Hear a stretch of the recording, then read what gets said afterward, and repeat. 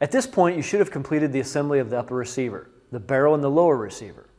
The tools that you need to assemble the fixed buttstock are the lower receiver vise block, a large flat-headed screwdriver, an AR-15 combination wrench, and a torque wrench. First, let's put the door hinge on the bottom of the door with the flat of the hinge against the back of the door and insert the hinge pin. Insert the door into the butt plate through the checkered side so that the hole in the hinge aligns with the lower hole in the butt plate and snap the door closed.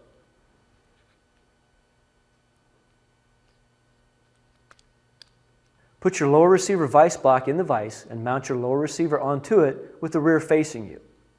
Start threading the receiver extension tube into the back of the receiver, but stop just before the threaded portion of the tube covers up the buffer retainer hole. Insert the buffer retainer spring and the buffer retainer into the hole and hold it down with your thumb as you finish screwing in the receiver extension.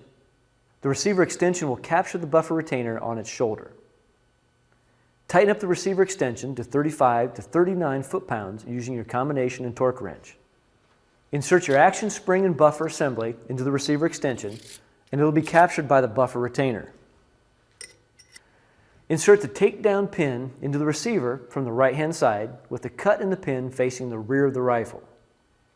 Insert the takedown pin detent first with the rounded end facing forward and then the spring into the hole at the back of the receiver.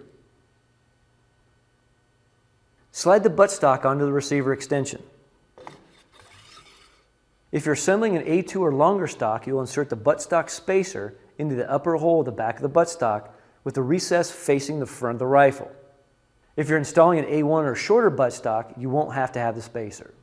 Place the butt plate subassembly onto the back of the buttstock and push the buttstock fully against the lower receiver, making sure you don't kink the takedown spring.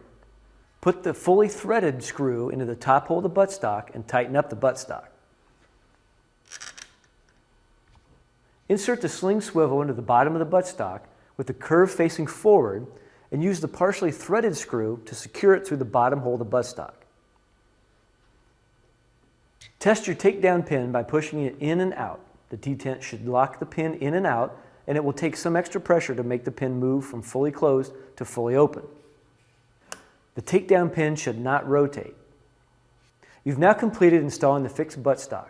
In the next segment, we'll put the two halves of your rifle together and do some bench testing.